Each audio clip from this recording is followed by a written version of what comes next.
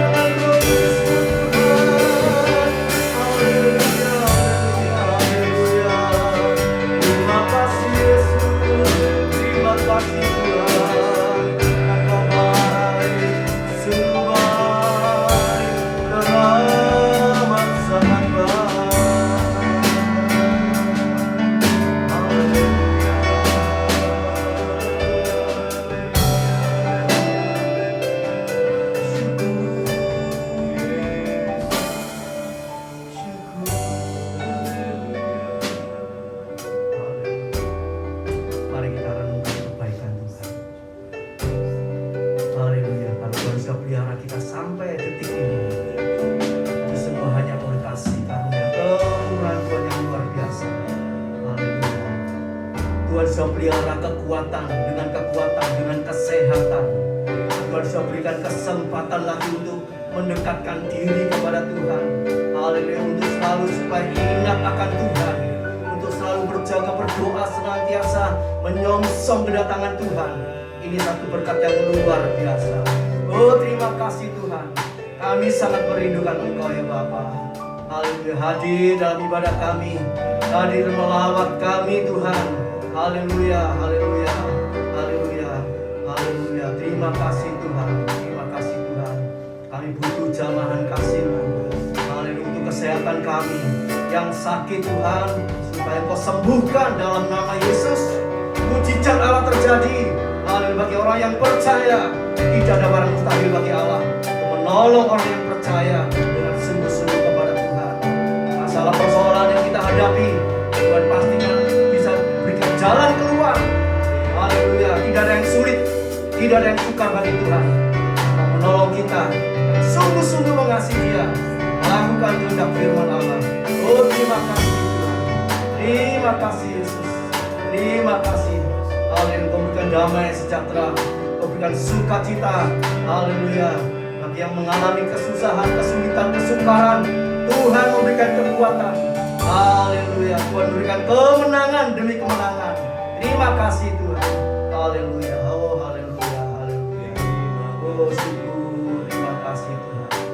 Terima kasih Tuhan. Haleluya. Kami sangat yakin Tuhan, Haleluya, Engkau adalah Allah kami yang hidup, Allah kami yang setia, Allah kami yang kekal. Oh terima kasih Tuhan, terima kasih Tuhan. Dalam ibadah kami pada pagi hari ini Tuhan, boleh menyenangkan hati Tuhan, boleh memperkenan hati Tuhan, dan boleh merasakan lawatan Tuhan. Haleluya, haleluya, haleluya. Oh biar kami semakin dekat lagi kepada Tuhan. Haleluya. Sesuai dengan firman-Mu, kalau kami semakin dekat, Tuhan juga semakin dekat dengan kita. Oh puji Tuhan, terima kasih Tuhan. Terima kasih Yesus. Haleluya. Haleluya, haleluya, haleluya. Haleluya. Haleluya. Haleluya. Kita nyanyikan kurnya berulang-ulang dengan perlahan-lahan. Lalu kita masuk dalam hadirat Allah. Oh semakin indah dan semakin indah. Haleluya. Tidak ada kata-kata lagi yang terucapkan, hanya ucapan syukur dan air mata sukacita. Karena Tuhan semakin dekat, semakin haleluya kami rasakan kasih dan kuasa-Nya. Haleluya. Dalam hadirat-Nya ku rasa bahagia. Dalam hadirat-Nya ada damai dan sejahtera. Dalam hadirat-Nya ku temukan iman kekuatan. Dalam hadirat-Nya ku temukan kasih-Nya. Dalam hadirat-Nya ku rasa bahagia. Dalam hadirat-Nya ada damai dan sejahtera. Dalam hadirat-Nya ku temukan iman kekuatan. Dalam hadirat-Nya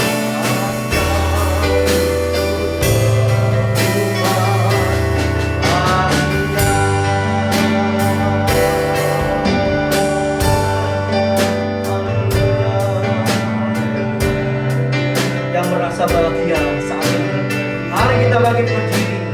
Yesus ada di tengah-tengah kita. Yesus sedang merawat kita, sedang menjamah kita, memenuhi kehidupan kita dengan damai sejahtera, kebahagiaan yang abadi. Haleluya, haleluya, haleluya. Oh, terima kasih Tuhan. Ku temukan dalam hadirat-Nya ku rasa bahagia. Dalam hadirat-Nya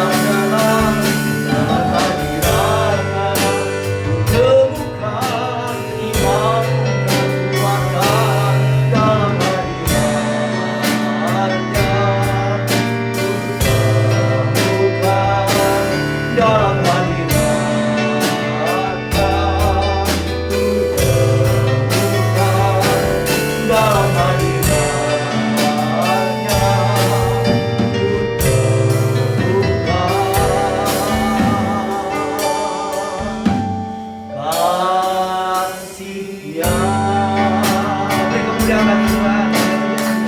Oh, terima kasih Tuhan. Terima kasih Tuhan. Haleluya. Haleluya. Nanti saya mohon Pak Chandra naikkan doa. Haleluya.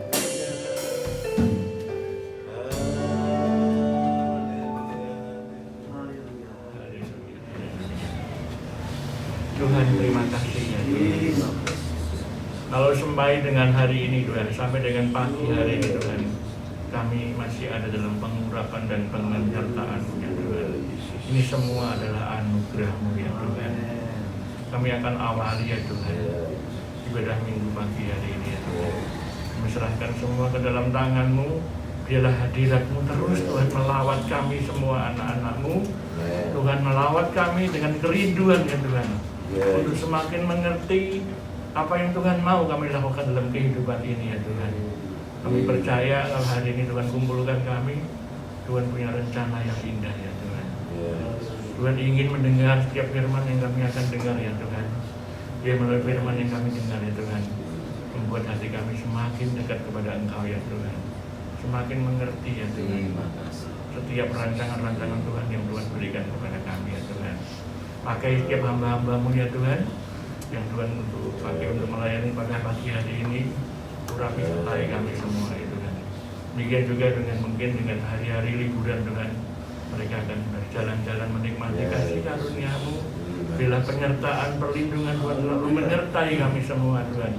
Tibakan kami kembali pada waktu kami beraktivitas kembali dengan tubuh yang sehat dan tetap mempermuliakan nama-Mu ya Tuhan. Terima kasih Tuhan, terima kasih. Kami mengucap syukur, kami menyerahkan seluruh acara pada pagi hari ini dalam tangan kasih-Mu. Hanya di dalam nama Tuhan Yesus kami sudah berdoa. Amin. Amin. Shalom, selamat pagi Bapak Ibu.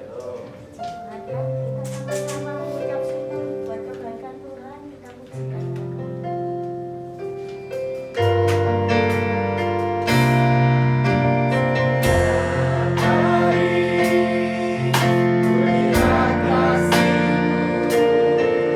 Setiap hari, ku lihat kuasa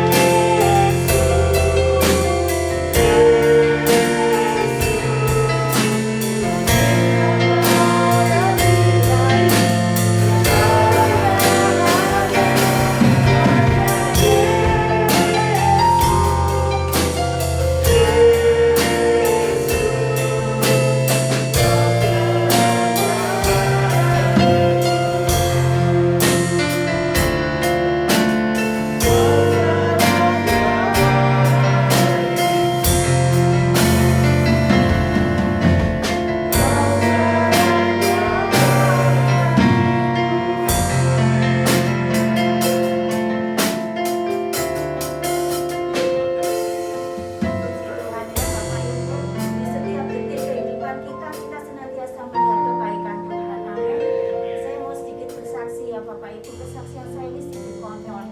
Tanggal 21 kemarin itu saya ini digigit tikus curut Bapak Ibu. Kenapa bisa gitu?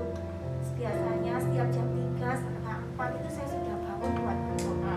Tapi malamnya itu saya begitu capek karena apa? Saya harus nyari baju adat buat anak-anak untuk sekolah, itu saya capek banget.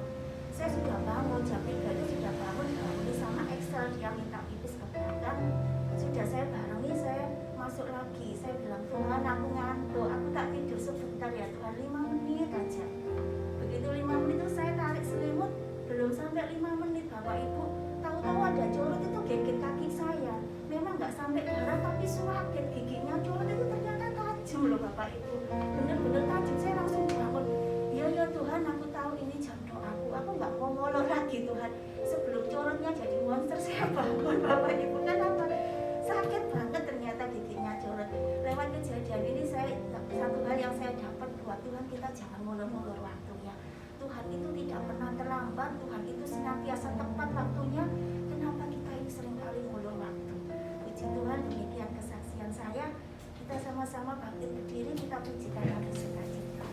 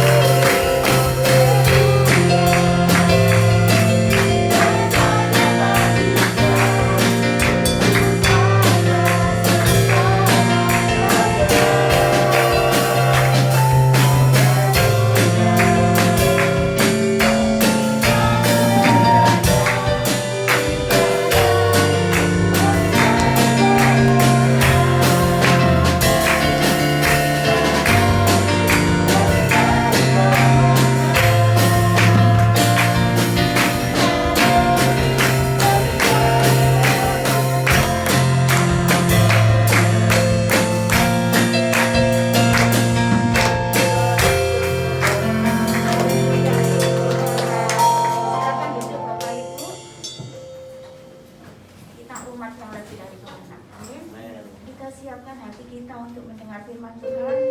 Kita sama-sama belajar lagu ini ya.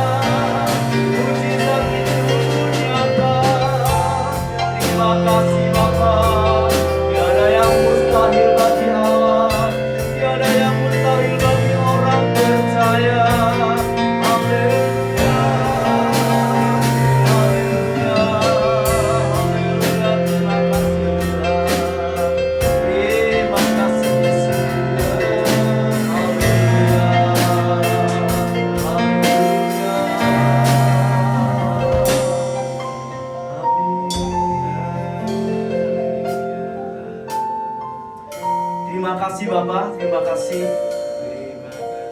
buat kesempatan yang indah pada pagi hari ini. Biar segala pujian yang kami naikkan ke hadirat-Mu boleh menyenangkan hati-Mu ya Bapak. Haleluya. Terima kasih Tuhan, dan Engkau berkenan memberkati kami lewat kebenaran firman Allah yang sebentar kami dengar, kami terima untuk kehidupan kami semakin hari semakin dekat kepada Tuhan. Terima kasih Bapak, terima kasih Tuhan. Berkati hamba-hamba pelayan yang sudah bertugas dari awal hingga pertengahan ibadah ini. Kau pakai seluruh kehidupan mereka lebih hari, lebih sungguh-sungguh, lebih memperkenan hatinya Tuhan. Kau berkati rumah tangga, setiap usaha pekerjaan, pelayanan, Kau berkati semuanya. Terima kasih Bapa. Tiba saatnya kami akan mendengar sebagian dari kebenaran firman Allah. Tuhan, nyatakan isi hati-Mu, nyatakan kehendak-Mu, urapan wibawa kuasa-Mu menyertai hamba-Mu sebentar, sehingga firman Allah boleh menembus hati jiwa roh kami dan boleh mengubah kehidupan kami menjadi orang percaya yang sungguh-sungguh taat akan firman Allah sampai kepada akhirnya. Terima kasih Bapak, terima kasih. Kami serahkan juga anak-anak sekolah minggu dalam tangan Tuhan. Kau berkati guru-guru yang mengajarnya Tuhan. Berikan urapan di bawah kuasa-Mu, sehingga anak-anak ini boleh mengerti akan kebenaran firman Allah dan mengasihi Tuhan sebagai juru selamat mereka, sebagai penolong mereka. Terima kasih Bapak. Kami serahkan ibadah ini dari pertengahan sampai akhirnya. Kau jamah kami, Kau lawat kami, hal dengan urapan kuasa dari tempat yang maha tinggi, hanya di dalam nama Tuhan Yesus Kristus.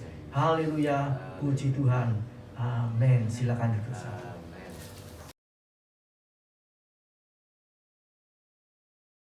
Puji Tuhan. Bapak Ibu yang dikasihi Tuhan, selamat pagi. Shalom. Shalom. Boleh saudara sapa kanan kirinya, meskipun social distancing saudara ya, tapi bisa tetap kelihatan matanya. Sapa kanan kirinya, katakan, saya cinta Tuhan Yesus. Amin. Saya cinta Tuhan Yesus. Haleluya. Saudara, orang yang benar-benar cinta itu pasti akan menanti-nantikan kedatangannya. Amin saudara. Kalau kita benar-benar cinta Tuhan Yesus, maka kita akan menanti-nantikan kedatangannya. Saudara yang dikasihi Tuhan, pagi hari ini saya akan menyampaikan satu judul saudara, yaitu apakah saya mulai mabuk saudara ya.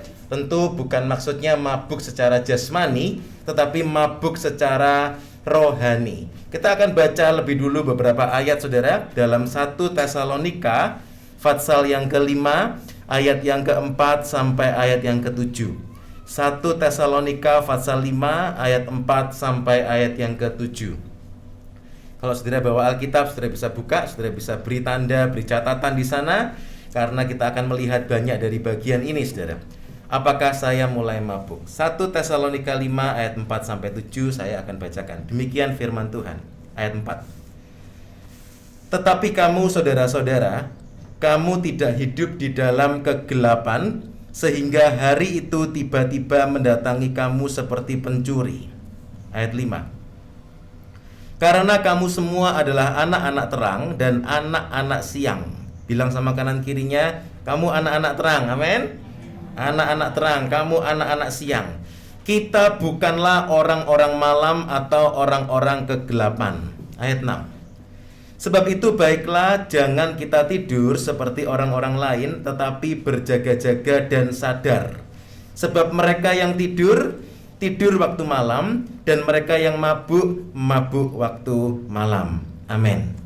Saudara yang dikasihi Tuhan, Rasul Paulus memanggil saudara dan saya sebagai anak-anak terang, anak-anak siang, saudara. Secara rohani. Apa artinya? Kita dipanggil untuk berjaga-jaga dan sadar, bukan tidur atau mabuk. Berjaga-jaga lawan katanya tidur, sadar lawan katanya mabuk. Jadi apa artinya mabuk? Mabuk itu nggak sadar, saudara ya. Mabuk itu nggak sadar. Ada satu jemaat bilang sama Pak Pendetanya, Pak Pendeta, nanti kalau sudah dekat hari kedatangan Tuhan, tolong saya dikasih tahu Pak Pendeta ya. Ya kira-kira setahun sebelumnya gitu, tolong saya dikasih tahu. Nanti saya baru mulai ke gereja, saya baru mulai sungguh-sungguh, persembahan saya kembalikan, perpuluhan saya berikan. Sekarang saya pakai dulu lah Pak Pendeta. Nanti kalau kurang dekat-dekat, tolong kasih tahu saya. Yang lebih rohani lagi bilangnya gini saudara ya, Pak Pendeta, nanti kalau lonceng minggu 70 Daniel itu berbunyi, tolong saya dikasih tahu. Pak Pendetanya senang karena dia ngerti tentang lonceng minggu 70 Daniel, tapi sekaligus susah. Karena apa? Dia baru minta dibilangi kalau loncengnya berbunyi. Tapi puji Tuhan pendetanya tidak kurang akal saudara ya. Pendetanya kemudian bilang sama orang itu, Pak, Bu. Kemudian bapak pendetanya bilang apa saudara? Pendetanya bilang, orang mabuk itu sulit dibanguni. Amin saudara. Orang mabuk itu sulit dibanguni. Kalau ada orang pesta-pesta mabuk, kemudian mereka bilang, nanti kalau polisi lewat tolong bilangin saya ya. Teman-temannya ketawa aja saudara ya. Oke nanti saya bilangin. Tapi kalau waktu polisi lewat dibilangin, dia bangun enggak saudara? Enggak bisa. Dulu waktu kerja di Sutomo saudara, tiap malam minggu itu ada kasus orang mabuk saudara ya. Ada kasus orang mabuk. Kalau orang mabuk itu datang masuk di UGD saudara, orang mabuk itu enggak tahu ini dokter atau polisi atau suster atau perawat atau siapa itu enggak tahu saudara ya. Dia dokternya datang dia bilang polisi, polisinya datang dia bilang temennya, temennya datang dia bilang tetangganya. Kacau saudara. Itu orang yang mabuk. Orang yang mabuk itu waktu dekat akhir zaman sudah dibanguni, saudara, sudah digoyang-goyang, bangun, ini akhir zaman, Tuhan Yesus mau datang. Dia sudah apa, saudara? Mabuk itu nggak bisa dibanguni. Jadi akhirnya jemaatnya bilang sama pendetanya, loh, jadi saya nggak bisa dibangun nih kalau mabuk. Dia nggak bisa. Orang mabuk itu nggak bisa dibanguni, saudara ya. Sebab itu Alkitab pakai istilah apa? Mabuk. Orang yang tidur waktu malam. Orang yang mabuk waktu malam. Slide berikutnya. Jangan mabuk, saudara ya. Jangan mabuk karena apa? Mabuk itu keadaan rohani yang sangat berbahaya di akhir zaman. Orang yang mabuk akan benar-benar kaget. Orang yang mabuk akan kesulitan membaca tanda zaman. Orang yang mabuk tidak akan merasakan curahan hujan akhir yang menuju puncaknya di akhir zaman. Semua orang sudah merasakan ini benar-benar luar biasa. Ini kita ada di penghujung di akhir zaman. Pada saatnya orang akan merasakan seperti itu. Orang yang mabuk dia nggak bisa rasa apa-apa, saudara. Sebab itu kita perlu untuk terus memperhatikan apakah saya ini mulai mabuk, saudara ya. Apakah saya mulai mabuk? Kita tidak perlu tunjuk kanan kiri, oh kamu mulai mabuk, enggak. Tapi pagi ini kita mau periksa diri kita mau renungkan hidup kita masing-masing. Apakah saya ini mulai mabuk atau saya masih tetap sadar? Kalau saudara perhatikan di Matius 24 misalnya, di Lukas 12 juga ditulis, ketika Tuhan menjelaskan tentang akhir zaman, Tuhan selalu pakai kata-kata mabuk, saudara. Tuhan selalu bilang, kalau ada hamba yang jahat, hamba itu akan makan, minum, lalu mulai mabuk, dan Tuhan hamba itu akan datang pada hari yang tidak disangkakannya. Orang yang mabuk itu tidak tahu apa-apa, lalu tiba-tiba Tuhan datang. Tetapi kita sudah baca dalam 1 Tesalonika 5, kita adalah anak-anak siang. Anak-anak siang itu bisa kelihatan, saudara. Bisa kelihatan tanda-tandanya, saudara ya. Sehingga dia bisa berjaga-jaga. Nah, saudara, mari kita sama-sama lihat lebih dulu contoh-contoh orang yang mabuk dalam Alkitab. Kita akan lihat dari Alkitab, saudara ya. Contoh-contoh dari firman Tuhan. Yang pertama, saudara mungkin ingat tentang Nuh, saudara ya. Kondisi orang mabuk. Slide berikutnya, terima kasih. Yang pertama kita akan melihat sekilas tentang Nuh. Dalam Kejadian Fatsal yang ke-6, kita tidak baca semua ayat-ayatnya, saudara ya. Dalam Kejadian Fatsal yang ke-6, saudara ingat di sana dicatat di ayat yang ke-9, Nuh itu didapati benar, tidak bercela di antara orang sejamannya, seorang yang hidup bergaul dengan Allah. Luar biasa sekali, saudara. Nuh ini seorang yang mungkin orang Surabaya bilang top markotop gitu, saudara ya. Dia begitu hebat, luar biasa di hadapan Tuhan. Bahkan Alkitab mencatat Nuh ini mewarisi seisi dunia secara hurufiah, saudara. Mengapa? Karena seisi dunia sudah lenyap dengan air bah, tetapi apa yang terjadi? Nuh dan keluarganya itu mewarisi dunia. Bayangkan, saudara, kalau seisi dunia itu sepi, tinggal Nuh dan keluarganya. Nuh mewarisi seisi dunia. Tetapi apa yang kemudian terjadi, saudara? Dalam Kejadian pasal yang ke-9 dikatakan Nuh itu mulai mabuk, saudara ya. Nuh itu menanami kebun anggur dan dia kemudian mulai mabuk. Lalu apa yang terjadi? Alkitab mencatat dalam Kejadian 9 ayat 20 dan 21, Nuh itu telanjang. Saudara, telanjang itu dalam wasiat lama atau dalam perjanjian lama itu menunjukkan satu kondisi yang memalukan. Hidupnya jadi memalukan. Dia kedapatan telanjang dan dia tidak sadar apa-apa, saudara ya. Dia tidak sadar apa-apa. Saudara, firman Tuhan berkata dalam Wahyu 3 ayat 17 dan 18. Mungkin saudara pernah belajar tentang ini, tentang 7 gereja di akhir zaman. Gereja Laodikea itu dalam Wahyu 3 dikatakan, engkau berkata, jadi gereja Laodikea atau itu menggambarkan satu kondisi jemaat. Kondisi jemaat di Laodikea itu mereka berkata, aku kaya, aku memperkayakan diriku dan aku tidak kekurangan apa-apa. Tetapi di hadapan Tuhan, Tuhan berkata apa? Engkau itu melarat, engkau malang, engkau miskin, engkau buta, engkau telanjang. Saudara, jemaat di Laodikea, Wahyu 3 ayat 17-18, sebetulnya dia itu telanjang tapi dia nggak sadar. Kok bisa, saudara? Sama seperti Nuh. Dia telanjang tapi dia tidak sadar. Kok bisa? Karena dia mabuk. Orang yang mabuk itu begitu memalukan, saudara ya. di gereja tempat kami melayani di kota Sydney, itu di sebelahnya ada kandang kuda, saudara. Bukan kandang kuda kotor itu, saudara, tapi kuda pacuan, saudara ya. Kuda pacuan itu dirawat, disuruh senam, disuruh treadmill, saudara ya. Kami kenal dengan yang menjaga di stable itu, di kandang kuda itu, dan saya sempat tanya, ada berapa kuda pacuan di sini? Oh, kita punya sekitar 80 kuda di sini. Wih, banyak sekali. Iya, karena sebelahnya lagi itu adalah arena pacuan kuda. Jadi kadang-kadang, saudara, tiap berapa minggu sekali ada pacuan kuda, dan di sana itu kebiasaannya seperti orang-orang di Inggris, di London sana, saudara ya. Kalau pacuan kuda itu semua datang pakai pakaian rapi, pakai pakaian pesta bagus-bagus, dan semua minum-minum, saudara ya. Dan kemudian kalau pacuan kuda itu selesai, biasanya hari Sabtu bersamaan dengan kebaktian kaum muda selesai. Kalau pas selesainya bareng, biasanya anak-anak kaum muda kita tahan dulu, saudara ya. Kenapa? Jangan keluar dulu, tunggu sepi. Kenapa? Kalau ketemu orang mabuk itu bahaya.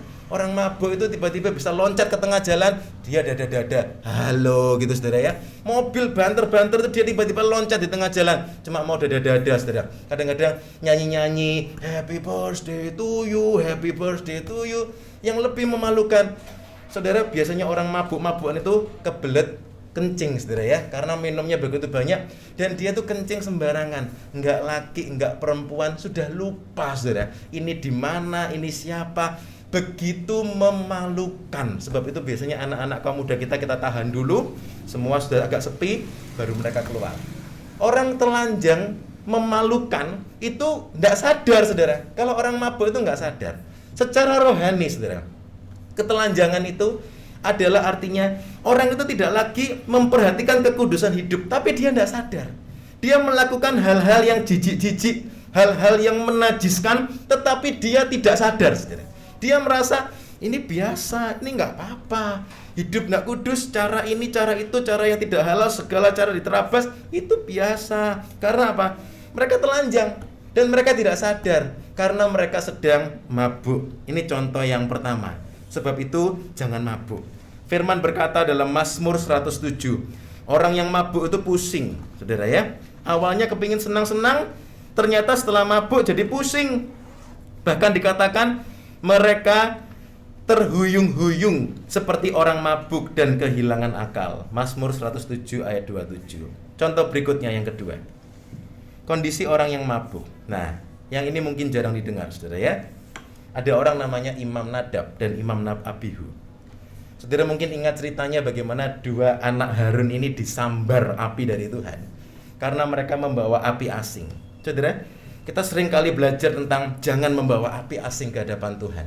Dan kita sama-sama mengerti api asing itu bicara tentang motivasi yang lain, ambisi-ambisi yang salah di hadapan Tuhan, melayani tapi apinya itu bukan api yang kudus, api yang asing, dan seterusnya.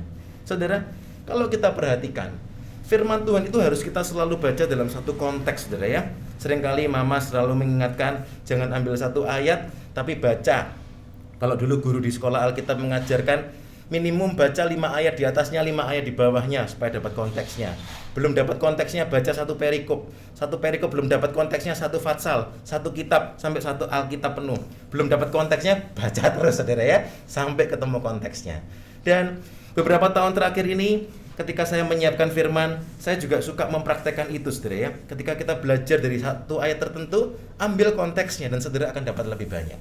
Nah, saudara, ketika kita melihat kejadian ini secara kontekstual, saudara, secara konteks, saudara bisa mendapati setelah kejadian ini, apa yang dikatakan Tuhan kepada Harun. Tuhan itu bilang sama Harun dalam Imamat 10 ayat 9. Setelah semua kejadian ini selesai, Tuhan langsung bilang gini sama Harun. Harun, jangan engkau minum anggur atau minuman keras, engkau serta anak-anakmu, bila kamu masuk ke dalam kemah pertemuan, supaya jangan kamu mati. Siapa yang barusan mati, saudara? Nadab dan Abihu. Mengapa Nadab dan Abihu mati? Mereka membawa api asing. Mengapa mereka membawa api asing? Dalam Imamat 10 ayat 9 Tuhan bilang, engkau jangan minum anggur ya. Jangan minum anggur, jangan minum minuman keras, engkau serta anak-anakmu kalau kamu masuk ke dalam kemah pertemuan, supaya jangan kamu mati seperti mereka. Orang yang mabuk itu tidak sadar, saudara. Waktu Imam Nadab, Imam Abihu itu mabuk, mungkin mereka tidak sadar, mereka tidak disuruh mempersembahkan api karena api itu bukan bagian mereka. tetapi mereka ingin tiru-tiru, mereka ingin melakukan apa yang mereka inginkan, mereka ingin melakukan ambisi mereka, saudara ya. Dan memang mereka punya fasilitas, punya akses untuk membuat api perbaraan itu persis seperti yang dikerjakan oleh papahnya, imam besar, saudara ya. Tapi firman Tuhan mengatakan bukan mereka yang mengerjakan, harus imam besar. Lalu apa yang terjadi, saudara? Lenyap, api yang asing, ngawur. Seringkali orang berkata, orang yang mabuk itu tidak bisa mengambil keputusan dengan benar. Karena apa? Daya pikirnya hilang, saudara ya. Demikian juga secara rohani. Secara rohani, orang yang mabuk secara rohani, saudara, dia tidak akan bisa mengambil keputusan dengan benar secara rohani. Dia tidak bisa mengambil keputusan, dia tidak bisa mengambil komitmen. Kalau mungkin toh dia ambil komitmen itu cuma sekedar cuap-cuap mulut saja, sekedar omongan saja, atau mungkin sekedar didorong saja oleh pendetanya dari depan sehingga dia, ya saya ikut-ikutan aja. Tapi sebetulnya bukan satu komitmen yang mendasar dari dirinya sendiri. Orang yang mabuk itu begitu kasihan, saudara ya. Nah, dalam perjanjian baru, kalau saudara ingat, saudara dan saya dipanggil sebagai imam. Amin, saudara? Bilang dulu, saudara ya, kamu ini imam. Sebut namanya, siapa misalnya? Ini Adelia, Imam Adelia. Coba saudara pandang sebelahnya, katakan, kamu ini ternyata imam, saudara ya. Imam, engkau imam-imam, engkau ini raja-raja. Saudara mungkin tahu lagu itu yang mengatakan, kita ini umat pilihan. Engkau dipilih, engkau umat pilihan, engkau umat pemenang, engkau bangsa pilihan, imamat yang rajani, umat kepunyaan Allah sendiri. Engkau adalah imam-imam dan raja-raja di hadapan Tuhan. Imamat yang berkerajaan. Haleluya. Saudara yang dikasihi Tuhan, sebagai imam Tuhan berkata, hati-hati, jangan sampai engkau mabuk. Sebagai raja, Tuhan juga berkata dalam Amsal 31 ayat 4 dan 5 demikian. Amsal 31 ayat 4 dan 5. Tidaklah pantas bagi raja, hai Lemuel, tidaklah pantas bagi raja meminum anggur ataupun bagi para pembesar mengingini minuman keras. Mengapa? Ayat 5. Jangan sampai karena minum ia melupakan apa yang telah ditetapkan dan membengkokkan hak orang-orang yang tertindas. Saudara, secara jasmani, orang kalau mabuk itu nggak bisa kira-kira, saudara ya. Suatu saat tetangga kami, setelah di Sydney itu lockdown sekian lama, tempat-tempat orang berjudi, minum minuman keras itu ditutup semua. Lalu di hari pertama lockdown itu dibuka, saudara. Tempat-tempat seperti itu katanya rame, saudara ya. Dan tiba-tiba saya ingat betul itu hari Senin, saudara ya. Hari Senin mulai dibuka lockdownnya. Saat saya sedang Zoom pertemuan dengan cabang-cabang gereja, saudara, dengan Zoom beberapa teman di Indonesia. Lalu tiba-tiba terdengar dari tempat kamar saya itu brak gitu, saudara ya. Saya kaget, saya cuma enter di jendela, tapi saya nggak bisa keluar karena Zoom. Setelah selesai semua, saya cari tahu apa yang terjadi. Tetangga saya itu, saudara, rupanya dia terlalu senang, kata tetangga-tetangga yang lain. Hari pertama lockdown dibuka, dia bisa pergi ke bar, saudara ya. Dia minum-minum. Kemudian waktu pulang dia parkir. Giginya mobil maju mundur itu dia bingung, saudara. Bayangkan, saudara. Giginya mobil mau maju sama mundur itu dia bingung. Sehingga waktunya maju, dia malah mundur. Dia mundur terus, saudara, sampai nabrak pintunya apartemen, saudara. Berat, mobilnya pas di ceruannya tuh. Kemudian orang-orang langsung keluar. Ayo kamu keluar, kamu keluar. Dia masih berkata apa? Enggak, saya masih bisa kok. Ayo kalau gitu maju. Tambah dimundurkan lagi, saudara. Berat, udah kamu keluar aja, kamu keluar, kita bantu. Orang-orang lain jauh-jauh, saudara ya. Kenapa? Dia mabuk. Kalau mabuk itu enggak tahu tuh orang nanti kalau disikat, ditabrak ya bahaya semua, saudara. Orang mabuk itu sangat berbahaya. Tidak bisa mengambil keputusan. Tidak bisa mengerti mana yang benar, mana yang salah. Padahal sebagai imam, tugasnya imam itu untuk menjelaskan, ini benar, ini tidak boleh sesuai firman Tuhan. Kamu mau bekerja cara begini, kamu mau ambil keputusan seperti ini, mari kita kembali kepada firman. Itu tugasnya imam. Tapi orang yang mabuk, dia tidak akan bisa menyadari itu semua. Saudara, orang yang mabuk secara rohani, kalau saudara ingat dalam Matius pasal 7, Tuhan Yesus pernah berkata demikian. Bukan setiap orang yang berseru kepadaku Tuhan, Tuhan. Matius 7 ayat 21. Bukan setiap orang yang berseru kepadaku Tuhan, Tuhan akan masuk ke dalam kerajaan sorga, melainkan dia yang melakukan kehendak Bapakku yang di sorga. Pada hari-hari yang terakhir, banyak orang, perhatikan, banyak orang mabuk, saudara. Banyak orang akan berseru kepadaku Tuhan, Tuhan. Bukankah kami bernubuat demi namamu dan mengusir setan demi namamu dan mengadakan banyak mujizat demi namamu juga? Pada waktu itulah aku akan berterus terang kepada mereka dan berkata, aku tidak pernah kenal kamu. Enyalah daripadaku kamu sekalian pembuat kejahatan. Saudara, orang-orang itu merasa, Tuhan, kami melakukan kehendak-Mu, tapi ternyata yang dilakukan itu bukan kehendaknya Tuhan, saudara. Mungkin mereka bergerak dari ambisi mereka pribadi, mungkin mereka bergerak kadang-kadang mungkin masih melayani, tapi sebetulnya yang disasar, yang dituju itu bukan kemuliaan Tuhan, mungkin hal-hal mungkin hal-hal yang lain. Sehingga Tuhan berkata, aku tidak kenal kamu, kamu tidak melakukan kehendakku. Loh Tuhan, saya ada di gerejamu, tapi kamu tidak melakukan kehendakku. Kamu ada itu untuk dirimu sendiri, seperti orang yang mabuk. Aku bawa api Tuhan, tapi api itu api yang asing, bukan buat Tuhan. Berikutnya saudara, kita lihat contoh yang ketiga. Kondisi orang yang mabuk. Orang yang mabuk itu tidak merasakan tusukan firman. Tidak merasakan tusukan firman. Tadi digigit curut terasa ya Bu ya, sakit sekali saudara. Sebetulnya firman itu akan menggigit, bukan cuma seperti curut saudara. Firman itu akan menggigit, menyadarkan kita saudara. Dikatakan dalam Amsal 26 demikian. Amsal 26 ayat 9. Amsal di mulut orang bebal adalah seperti duri yang menusuk tangan pemabuk. Nah, ayat ini luar biasa saudara ya. Ayat ini berbicara banyak. Amsal di mulut orang bebal. Amsal itu bicara tentang firman, nasihat-nasihat yang mulia, nasihat-nasihat firman. Ketika Amsal disampaikan oleh orang bebal, itu seperti duri. Nah, Amsal itu berarti seperti duri. Tapi waktu itu disampaikan oleh orang bebal, itu seperti duri yang menusuk tangan pemabuk. Artinya apa? Tidak akan terasa, saudara. Nah, sebab itu, kalau kita menyampaikan firman, kita memberi nasihat firman, misalnya orang tua memberi nasihat kepada anak-anaknya nasihat firman, jangan jadi orang bebal. Orang bebal itu orang yang nggak mau nurut. Tapi kita mau jadi orang yang pelaku firman. Kebenaran yang kedua yang kita bisa lihat dari ayat ini, firman atau Amsal itu seperti duri yang seharusnya menusuk. Tetapi ketika itu ditusukkan ke tangan pemabuk, pemabuk itu tidak bisa merasa, saudara. Tidak merasa. Saya masih ingat waktu di UGD, saudara. Kalau sudah ketemu pemabuk, tangannya sobek, kakinya sobek, biasanya kita masih belajaran, saudara, dokter-dokter muda itu sesuai prosedur, dibersihin dulu, dikasih obat kebal sedikit, saudara, supaya waktu disuntik tidak terasa. Kadang-kadang perawat susternya bilang, nggak usah dek, langsung aja katanya. Loh, nanti dia sakit, coba entah. Ternyata dicoba, sungguhan jarumnya dimasukkan, dia nggak terasa apa-apa, saudara ya. Hebat, kebal, saudara, kebal. Kenapa, saudara? Orang mabuk, kadar alkoholnya terlalu tinggi, jarum masuk bolak-balik dijahit itu, dia cuma diem aja, saudara. Kebal luar biasa. Saudara, orang mabuk di akhir zaman itu akan ada tusukan-tusukan firman Tuhan. Dia tidak akan merasakan, saudara. Dia tidak akan merasakan. Seperti duri yang menusuk tangan pemabuk. Bayangkan, gitu pemabuk minta dibanguni malam-malam, saudara. Ditusuk duri aja, kebal. Puji Tuhan kalau tadi ada kesaksian, saudara ya, digigit curut lalu sadar, saudara, itu berarti nggak mabuk. Puji Tuhan, saudara.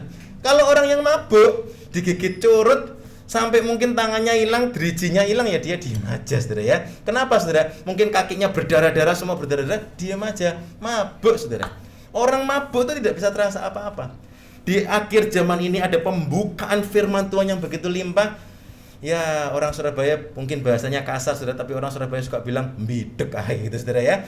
Jadi dia acuh sekali, dia tidak terasa apa-apa, saudara. Pembukaan firman di mana-mana, saudara. Bayangkan hari-hari ini setelah pandemik terjadi ini, saudara, kita dari hamba-hamba Tuhan, kita semua menyadari belum pernah terjadi yang seperti ini kan.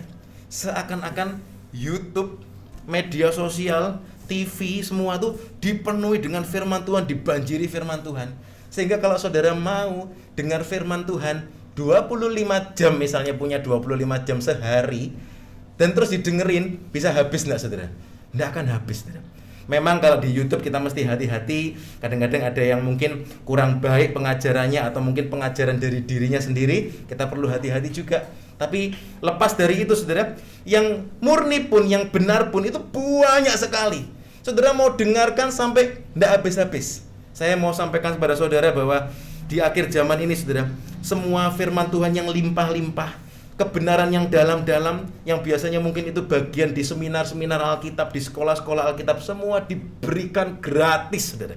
Gratis, saudara mau dengar di YouTube, saudara mau belajar dari bahasa aslinya atau apapun juga, saudara bisa belajar. Dan ini satu hal yang luar biasa. Ketika kita mau taat, kita mau dengar, kita mau belajar, itu seperti kita ditusukin firman. Dan kalau kita rasakan itu, kita sadar, Tuhan, terima kasih.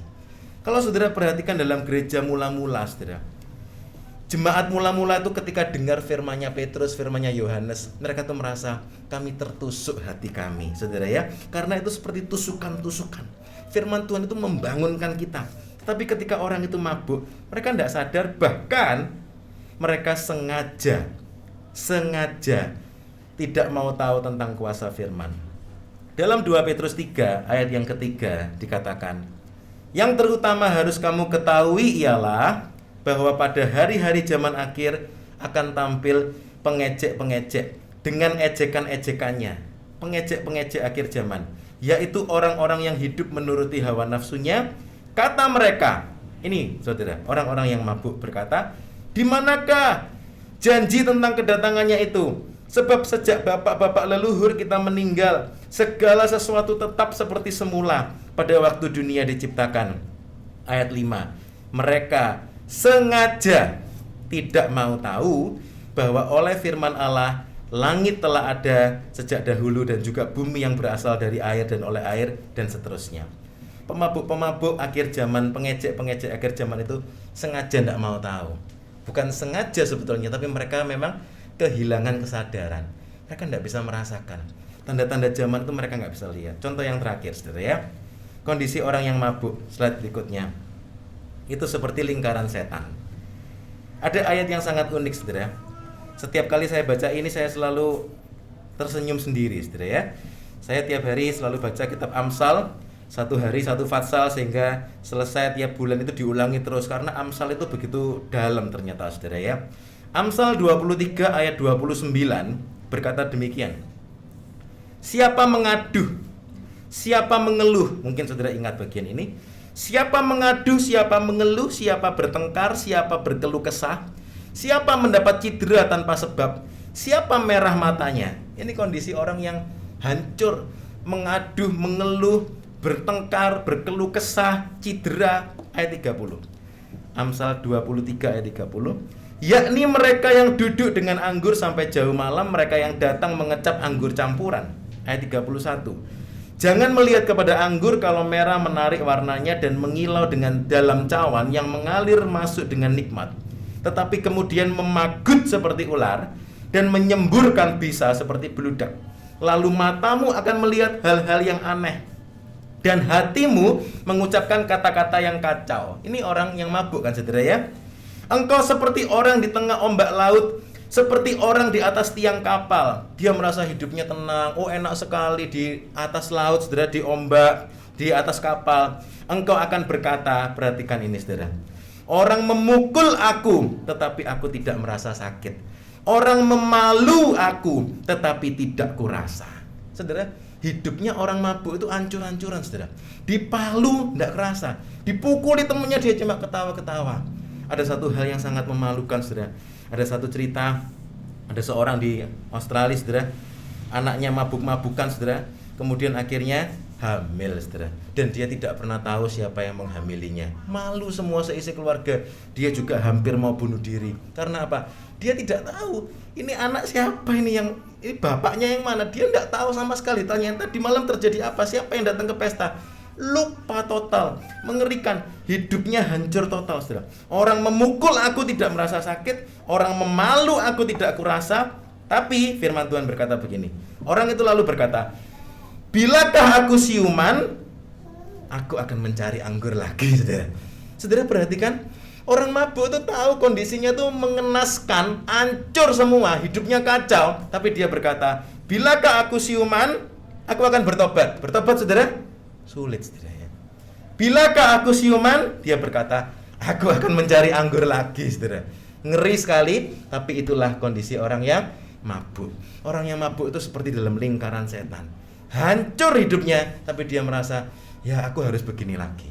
Saudara, Sebab itu firman Tuhan berkata, jangan mabuk. Jangan mulai mabuk.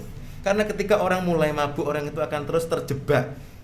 Hancur hidupnya, siuman, aku mau cari anggur lagi. Hancur, siuman, aku mau cari anggur lagi. Dan terus seperti itu. Saudara, sebab itu kita mau sama-sama perhatikan. Nah, sekarang kita kita lanjut ke bagian berikutnya, saudara ya. Slide berikutnya. Melihat tanda zaman. Nah, saudara yang dikasihi Tuhan, kalau kita renungkan, tanda-tanda akhir zaman itu bukan sesuatu yang sulit. Tuhan berkata, melihat atau menilai tanda zaman itu seperti melihat awan naik, seperti melihat angin bertiup. Lukas 12 ayat 54. Yesus berkata pula kepada orang banyak, apabila kamu melihat awan naik di sebelah barat, segera kamu berkata akan datang hujan, dan hal itu memang terjadi. Dan apabila kamu melihat angin selatan bertiup, kamu berkata, hari akan panas terik, dan hal itu memang terjadi. Hai orang-orang munafik, rupa bumi dan langit kamu tahu menilainya, mengapakah kamu tidak dapat menilai zaman ini? Jadi menilai zaman itu sesuatu yang tidak sulit, saudara. Seperti melihat awan itu naik, seperti melihat angin itu bertiup. Saudara, kalau kita ajari anak-anak kita yang masih kecil, nah itu awan, nah, anak kita tahu, saudara, itu awan, itu matahari, itu pohon. Anak-anak kecil tahu, saudara, ini awan, ini matahari, ini pohon, ini binatang dan yang lainnya. Awannya naik itu lihat, oh iya awannya naik. Itu awannya jalan kelihatan, oh iya awannya jalan. Ngerti, saudara ya? Artinya apa? Menilai tanda zaman itu sesuatu yang kelihatan jelas. Bukan Tuhan tidak berkata menilai tanda zaman itu seperti membedakan batu akik sama batu kecubung, saudara. Nah, kalau seperti itu saya juga tidak bisa, saudara ya. Karena apa? Mesti belajar dulu batu akik itu seperti apa, akik merah, akik hijau, batu jamrut itu seperti apa. Sulit, saudara. Tetapi Tuhan berkata menilai tanda zaman itu seperti melihat angin, melihat awan. Angin tidak bisa kelihatan, saudara, tapi kalau angin itu berembus kelihatan pohon goyang, mungkin daun-daun goyang-goyang semua, saudara. Oh, ini ada angin lewat, ini ada awan naik. Nah, Tuhan itu bilang seperti itu, saudara. Menilai tanda zaman itu begitu sederhana. Tetapi Tuhan bilang, kalau orang yang mabuk, saudara tanya, nanti kalau awannya itu naik, kamu kasih tahu saya ya. Orang mabuk tidak bisa kelihatan, orang mabuk tidak bisa merasakan angin. Artinya tanda zaman itu akan jadi begitu nyata di akhir zaman. Tapi orang yang mabuk itu, dia lihat semuanya itu ya diem-dieman aja, saudara. Dia merasa ya enggak tahulah, atau mungkin dia merasa ya memang ya dari dulu ya kayak begini, atau mungkin dia merasa aduh Tuhan datang, bosen lah mendengarnya. Sejak zaman kakek saya ke sekolah minggu sampai mungkin cucu saya ke sekolah minggu, mungkin semuanya tetap guru-guru sekolah minggu berkata Tuhan mau datang tapi enggak datang-datang, bosen lah atau yang lain lah, sehingga orang-orang itu menjadi meremehkan tanda-tanda zaman. Saudara, kita mau perhatikan satu hal, saudara ya. Memahami sirene surgawi atau tanda-tanda dari surga. Tuhan itu selalu bicara itu banyak kali diulang-ulang, saudara. Dalam slide berikutnya, kita tidak akan baca ayat-ayatnya, saudara ya. Memahami sirene surgawi. Kitab Amsal, balik lagi ke kitab Amsal, saudara, itu berkata begini, hikmat itu berseru-seru di jalan-jalan. Ini artinya tentang akhir zaman, saudara. Hikmat itu diserukan di tepi-tepi jalan. Di Amsal 1, Amsal 8. Di atas tempat-tempat yang tinggi di tepi jalan, di persimpangan jalan-jalan, di sanalah ia berdiri, di samping pintu-pintu gerbang, di depan kota, pada jalan masuk, ia berseru dengan nyaring. Hikmat itu akan berseru-seru. Berseru-seru. Dia berseru-seru apa, saudara? Bahkan dikatakan, dengarlah, aku akan mengatakan perkara-perkara yang dalam, dan akan membuka bibirku tentang perkara-perkara yang tepat. Yang disampaikan hikmat itu dia akan berseru-seru terus. Dan yang disampaikan itu bukan perkara-perkara yang sederhana, perkara-perkara yang dalam. Artinya hal-hal yang luar biasa. Pembukaan firman Tuhan yang luar biasa di akhir zaman itu akan diseru-serukan di semua tempat, di atas gunung, di atas pintu-pintu gerbang, di depan kota, terus diserukan. Tapi apa yang terjadi? Kemudian orang dikatakan di ayat firman, oleh karena kamu menolak ketika aku memanggil, tidak ada orang yang menghiraukan ketika aku mengulurkan tanganku. Perhatikan, hikmat itu sudah berseru-seru, tetapi dikatakan orang menolak mereka tidak menghiraukan, mereka mengabaikan nasihatku dan tidak mau menerima teguranku.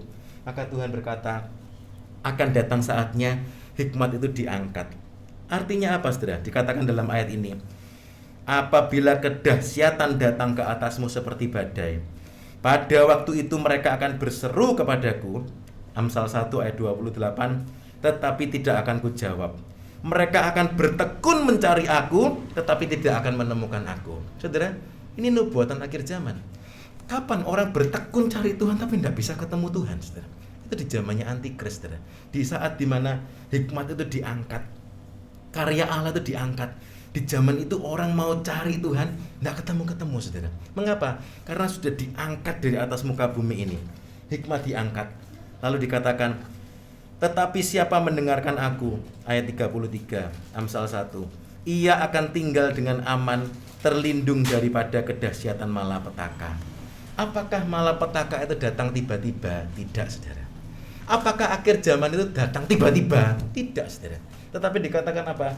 Hikmat itu sudah berseru-seru. Berseru-seru di mana? Di tempat-tempat yang kelihatan. Berseru-seru di depan pintu.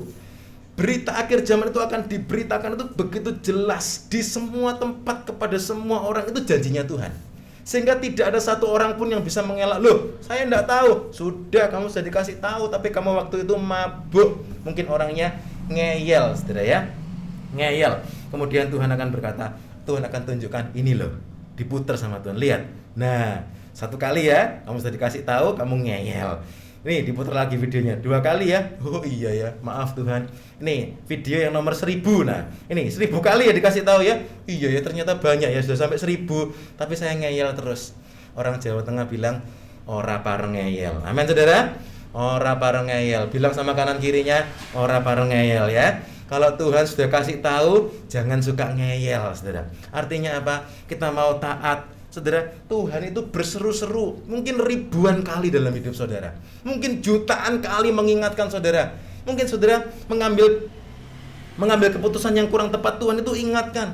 Mungkin Tuhan bicara kepada saudara melalui hamba Tuhan, mungkin melalui khotbah di YouTube, melalui firman dan yang lain-lain. Tuhan itu bicara luar biasa, saudara. Tuhan itu bicara terus buat saudara dan saya.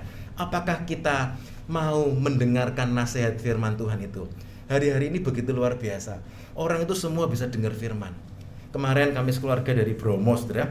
Dan ada satu hal yang pemandangannya luar biasa. Tapi tadi malam saya bilang sama istri saya kok kepikiran sama orang yang ini ya. Habis naik gunung lihat di penanjakan, saudara. Kita waktu turun ada satu warung kecil, kita makan di situ sebentar, saudara. Kemudian tiba-tiba yang punya warung itu nyetel lagu apa kemarin?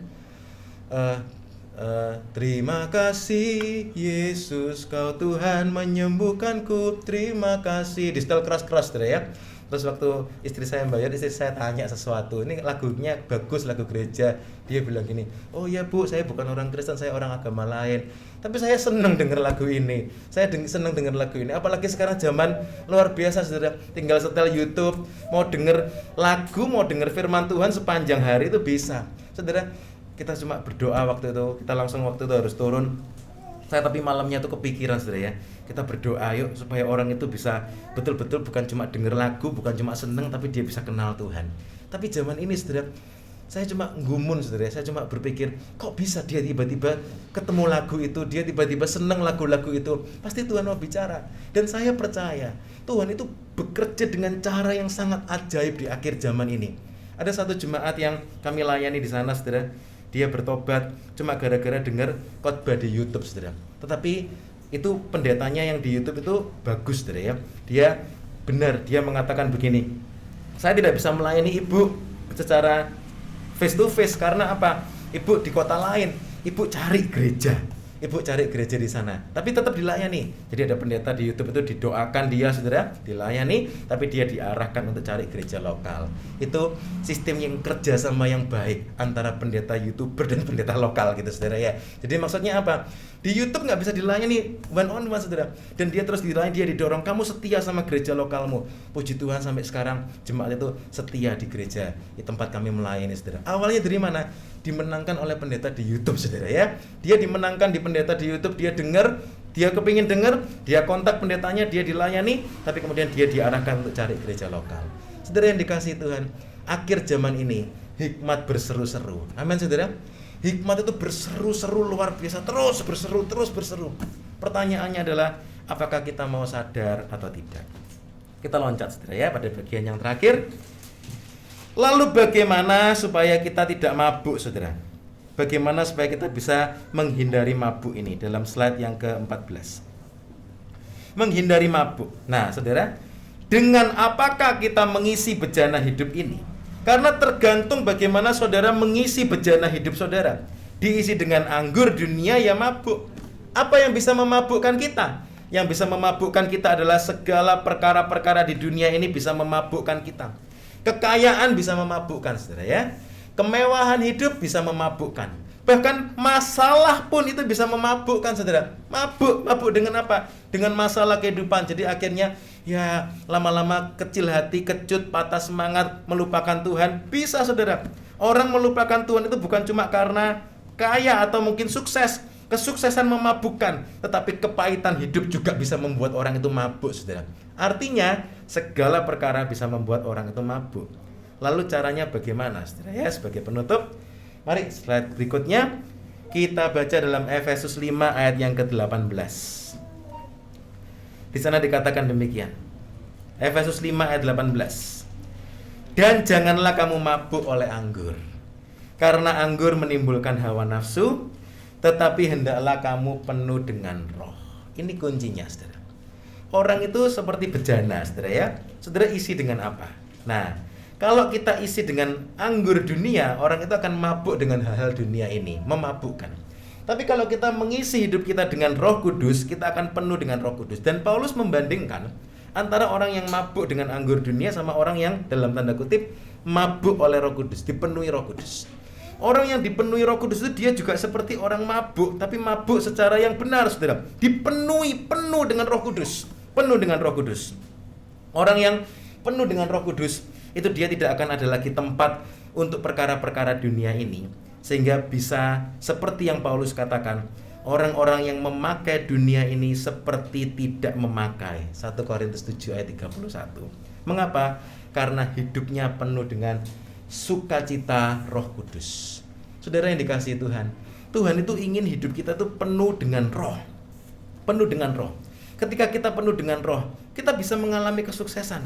Tapi kesuksesan itu tidak mengisi atau memenuhi hati kita. Hati kita tetap penuh dengan Roh Kudus.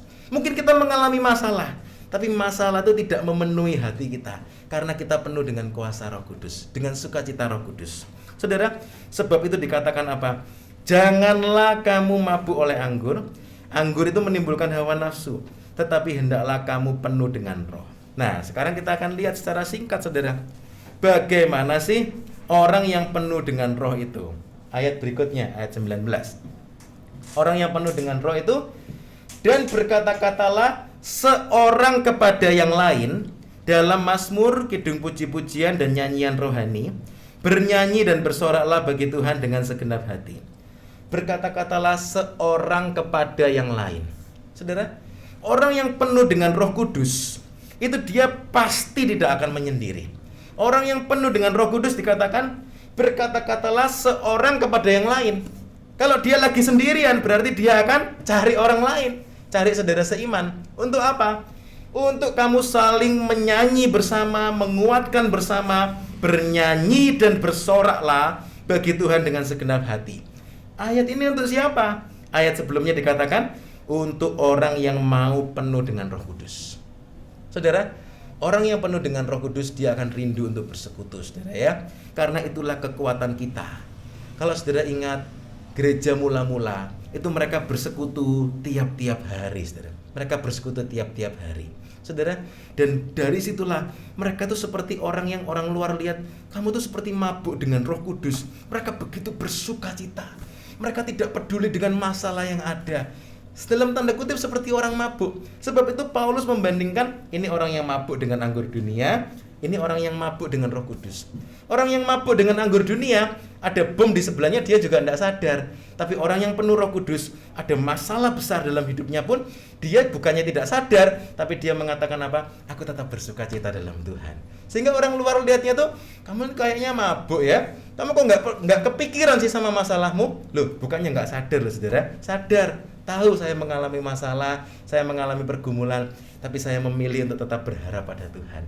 Saya memilih untuk saya tetap bersuka cita di dalam Tuhan. Saya memilih untuk saya tetap bersyukur kepada Tuhan.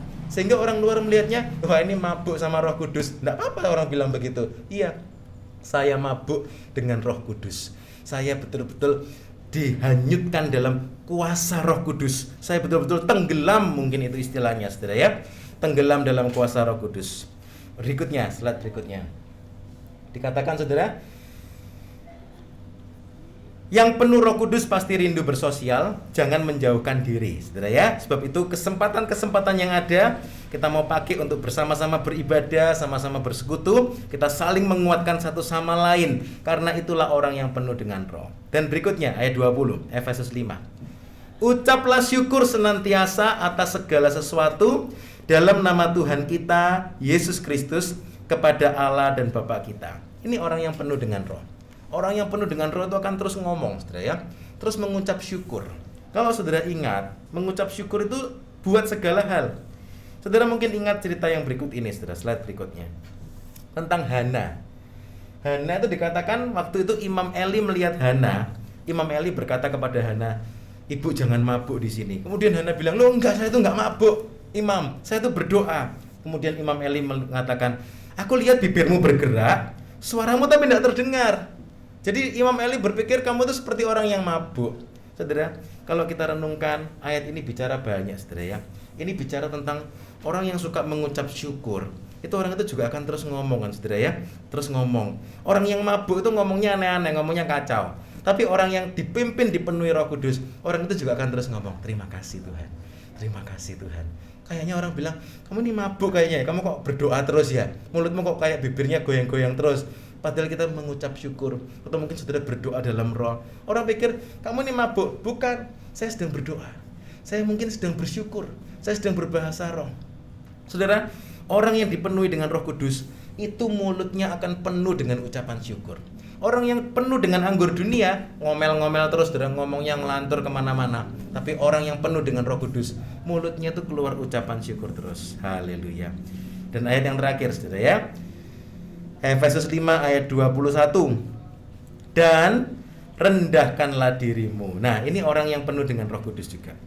Orang yang penuh Roh Kudus itu akan merendahkan dirinya seorang kepada yang lain di dalam takut akan Kristus. Saudara, orang yang penuh Roh Kudus, dipimpin Roh Kudus itu dia akan penuh dengan sukacita, dia penuh dengan kerinduan untuk bersekutu satu dengan yang lain, dan dia rindu untuk merendahkan diri seorang kepada yang lain dalam takut akan Kristus. Ini kuncinya persekutuan rohani, saudara. Tanpa merendahkan diri, orang tidak akan bisa bersekutu satu sama lain. Orang yang mabuk akan dipenuhi dengan segala macam hawa nafsu, tetapi orang yang dipenuhi dalam pimpinan Roh Kudus, dia akan merendahkan diri seorang pada yang lain. Dan inilah kunci persekutuan tubuh Kristus. Orang seringkali bilang, jangan kebanyakan kumpul. Kebanyakan kumpul nanti tukaran gitu, saudara ya. Jangan kebanyakan bersekutu satu sama lain dengan saudara seiman, nanti bisa tukaran. Tapi gereja mula-mula itu tiap hari ketemu, saudara. Mereka berkumpul tiap-tiap hari. Mereka bersuka cita. Bukan karena ada makanan, ada pesta, tidak. Tapi mereka sama-sama saling bersyukur, saling menguatkan. Di akhir zaman akan terjadi seperti lagi di gereja mula-mula, bahkan lebih indah lagi. Kuncinya apa, saudara? Kita bersekutu satu sama lain dengan hati yang merendahkan diri. Dan ini kunci orang yang dipenuhi dengan Roh Kudus. Sehingga kita ingat, dan kita di akhir zaman ini bisa saling mengingatkan. Tetap kuat ya, tetap kuat. Lihat tanda-tanda zaman. Mungkin setiap kita bisa meresponi, kita bisa merasakan tusukan firman Tuhan itu mungkin berbeda-beda sesuai dengan yang Tuhan bicara sama kita. Nah, waktu kita bersekutu, kita bisa sharing. Saya tuh merasa begini-begini dengan apa yang terjadi. Orang lain mungkin bisa disadarkan, oh iya ya, Apa yang kamu rasakan saya tidak rasakan, tapi hari ini saya juga merasakan tusukan itu. Jadi artinya apa saudara? Ketika orang itu bersekutu, kita akan lebih banyak merasakan tusukan-tusukan firman Tuhan. Orang yang mabuk nggak terasa apa-apa, tapi orang yang sadar, iya betul. Ayo kita sama-sama saling menguatkan yuk. Ayo kita sama-sama saling berdoa yuk. Karena apa? Tanda-tanda zaman telah nyata. Amin. Mari kita sama-sama menyembah Tuhan. Kita menyanyikan satu lagu saudara ya. Tanda-tanda telah nyata, hujan akhir telah tiba, Allah sedang melawat umatnya. Haleluya. Saudara yang dikasihi Tuhan, mari kita renungkan. Pagi ini kita belajar, apakah saya mulai mabuk? Jangan mabuk saudara ya, jangan mabuk. Saya undang saudara untuk boleh bangkit berdiri. Kita sama-sama mau akhiri, kita sembah Dia. Kita mau katakan, Tuhan, bangkitkan aku Tuhan. Bangkitkan gerejamu di akhir zaman ini. Saya tidak mau mabuk. Kalau mungkin saudara merasa saudara mulai mabuk dengan kesuksesanmu, ataupun mungkin mabuk dengan masalahmu, mabuk dengan keadaanmu, pandang Tuhan. Jangan fokus pada masalahmu. Izinkan Roh Kudus memenuhi hidupmu. Izinkan Roh Kudus melawat hidupmu. Izinkan Roh Kudus memenuhi bejana hidupmu di dalam nama Tuhan Yesus. Terima kasih Tuhan, terima kasih. Tanda-tanda telah nyata, hujan akhir telah tiba, Allah sedang melawat umatnya. Amin Tuhan. Ladang telah menguning, siap untuk dituai. Banyak jiwa menanti uluran tangan kita. Tuailah, tuailah sekarang. Dari awal sekali lagi katakan, tanda-tanda, tanda-tanda telah nyata, hujan akhir telah tiba, Allah sedang Apakah saudara merasakan lawatan Tuhan itu hari-hari ini? Ladang telah menguning, siap untuk dituai. Amin Tuhan. Banyak jiwa menanti uluran tangan kita. Tuailah, tuailah sekarang. Apakah saudara siap untuk bangkit bersama Dia? Nyatakan kemuliaannya pada segala bangsa. Biar kuasanya dinyatakan melimpah. Bangkitlah gereja Tuhan, pandang sekelilingmu. Generasi ini selamatkan ya Tuhan. Ini dos. Sekali lagi katakan sama-sama, nyatakan Tuhan, nyatakan kemuliaannya pada segala bangsa. Biar kuasanya dinyatakan melimpah. Bangkitlah gereja Tuhan. Amin, amin. Pandang sekelilingmu, generasi ini selamatkan ya Tuhan. Ini doa. Sekali lagi katakan dengan penuh kesungguhan, nyatakan kemuliaannya pada segala bangsa. Biar kuasanya dinyatakan melimpah. Amin. Bangkitlah gereja Tuhan, pandang sekelilingmu. Generasi ini, amin Tuhan, selamatkan ya Tuhan.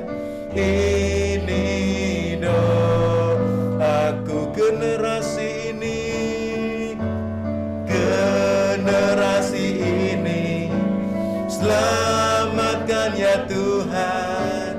Ini doa. Sekali lagi, generasi ini, anakku, cucuku, keluargaku, mari Tuhan, selamatkan generasiku, orang tuaku, keluargaku Tuhan, tolong Tuhan. Ini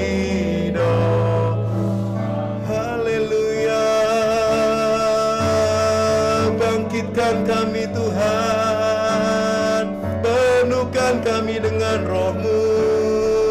Haleluya, penuhkan kami Tuhan, penuhkan kami dengan roh-Mu. Biar kuasa-Mu bekerja, biar kuasa-Mu nyata Tuhan. Haleluya, haleluya. Sikaramaya ramaya ramaya ramaya ramasti. Biar mata kami celik Tuhan melihat tanda-tanda zaman ini Tuhan. Biar kami terus berjaga-jaga Tuhan. Kami mau terus sadar, kami tidak mau tertidur, kami tidak mau mabuk Tuhan. Kami mau terus sadar, kami mau terus berjaga-jaga. Biar mata kami melihat awan yang naik, biar mata kami melihat angin yang bertiup itu. Haleluya, haleluya. Terima kasih Tuhan, terima kasih Tuhan. Haleluya, haleluya. Sikaramaya ramaya ramaya ramaya rama sikaramaya ramas. Pagi ini saudara, kita akan berdoa sejenak biar musik terus mengalun. Saudara boleh tutup mata saudara. Saudara yang dikasihi Tuhan, orang yang mabuk itu perlu ditolong saudara. Orang yang mabuk itu tidak bisa menolong dirinya sendiri. Tapi sebelum kita menolong orang lain, mari kita sama-sama berdoa, kita merenungkan. Apakah saya mulai mabuk? Kalau mungkin hari-hari ini saudara merasa sangat sulit untuk merasakan tusukan-tusukan firman Tuhan itu. Padahal firman Tuhan sedang dibuka limpah-limpahnya. Belum pernah terjadi seperti zaman ini saudara. Tetapi mari kita sama-sama renungkan. Apakah kita merasakan tusukan-tusukan duri firman Tuhan itu yang mau berbicara buat saudara? Apakah saya mulai mabuk? Kalau orang itu mulai mabuk, dia tidak bisa merasakan apa-apa. Mungkin orang mengatakan, aku terberkati dengan puji-pujian penyembahan, aku terberkati dengan firman. Mungkin orang yang lain merasa, aku kok gak merasa apa-apa ya. Aku kok gak merasa ada tusukan duri. Mungkin orang itu bertanya, duri yang sebelah mana sih yang kamu rasakan?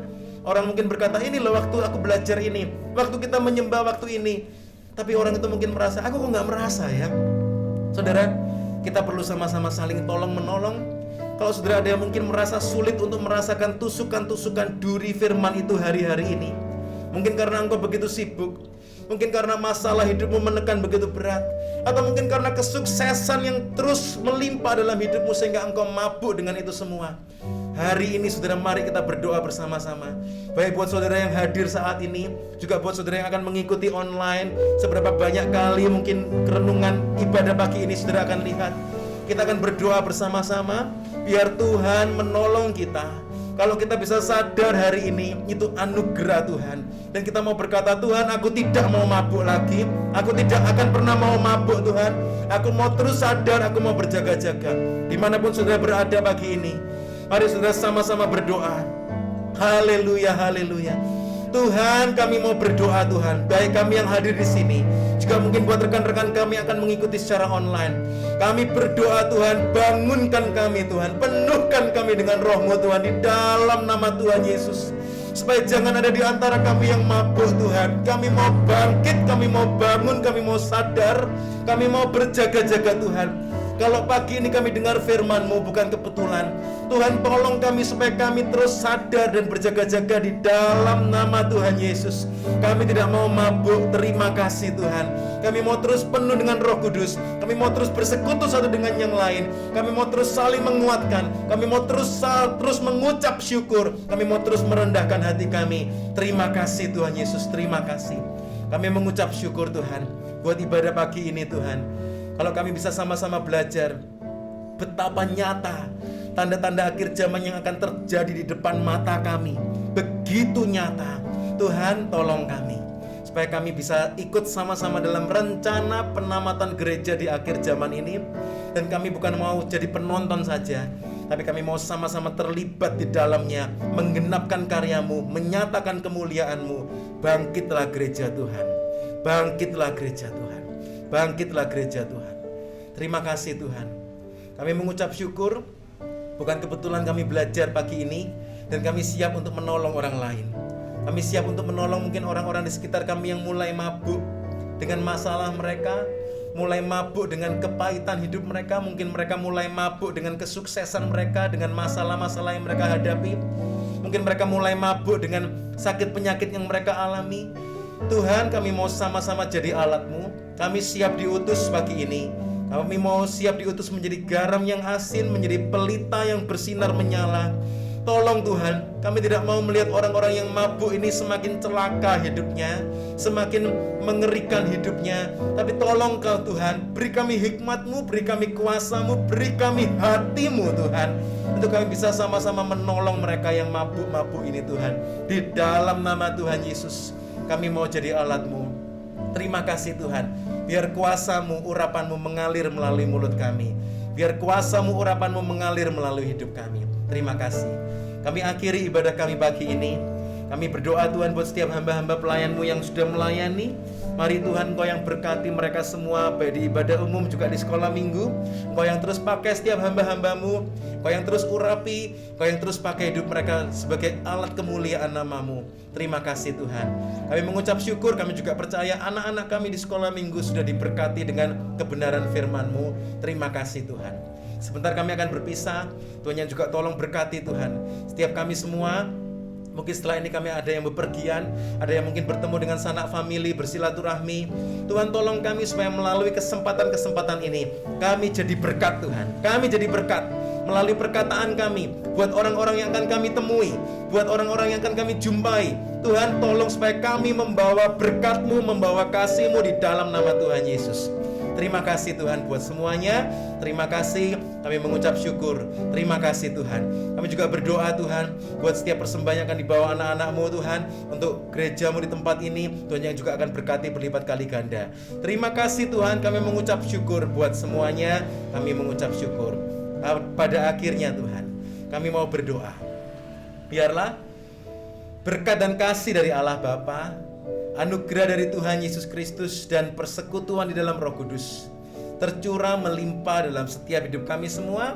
Hari demi hari, langkah demi langkah, kami terus berjalan di dalam pimpinan Roh Kudus sampai Tuhan Yesus datang kembali menjemput kami di awan-awan. Terima kasih Tuhan, kami terima semua berkat-Mu ini hanya di dalam nama Tuhan Yesus Kristus. Kami sudah berdoa dan mengucap syukur. Setiap kita yang percaya, kita sama-sama katakan amin. Puji Tuhan. Tuhan memberkati.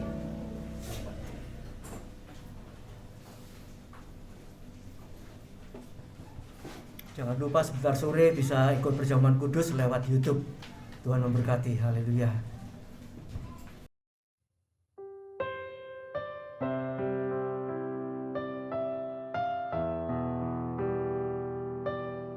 Puji Tuhan, kita telah menyelesaikan ibadah kita pada pagi hari ini.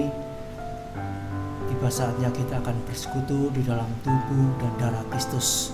Mari kita siapkan perjamuan kudus ini. Haleluya. Kita berdoa. Bapa di sorga, terima kasih buat berkat rohani yang sudah kami terima pada pagi hari ini. Biarlah firman Allah termeterai dalam kehidupan kami, dan Kau berikan kami kekuatan untuk melakukan firman-Mu Bapa. Terima kasih Tuhan, terima kasih. Tiba saatnya kami akan bersekutu di dalam tubuh dan darah Kristus. Sucikan kami, kuduskan kami Tuhan. Basuh dosa salah kami oleh darah-Mu yang kudus, sehingga perjamuan kudus ini menjadi berkat rohani jasmani dalam kehidupan kami. Terima kasih Tuhan, terima kasih. Haleluya. Mari kita angkat roti di tangan kanan kita naikkan ke atas, kita dengarkan firman Allah. Tuhan Yesus mengambil roti serta memecah-mecahkan dan membagikan kepada murid-muridnya dan berkata, inilah tubuhku yang dipecah-pecahkan bagi kamu. Perbuatlah ini setiap kali kamu memakannya menjadi peringatan atas daku. Saudaraku, bukankah roti yang kita pecah-pecahkan ini adalah persekutuan di dalam tubuh Kristus? Haleluya, puji Tuhan. Kita makan dengan pengucapan syukur. Haleluya.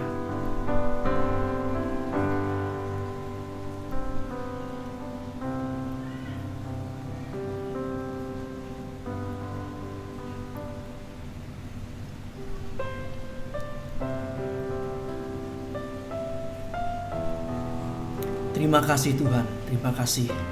Haleluya, terima kasih Yesus. Kita angkat cawan, kita dengarkan firman Allah. Setelah makan, Tuhan mengambil cawan dan berkata, cawan ini adalah cawan perjanjian baru yang dimeteraikan oleh darahku. Perbuatlah ini setiap kali kamu meminumnya menjadi peringatan atas daku. Saudaraku, bukankah cawan berkat yang atasnya kita pintakan berkat ini adalah persekutuan di dalam darah Yesus? Haleluya. Di dalam nama Tuhan Yesus kita minum dengan ucapan syukur.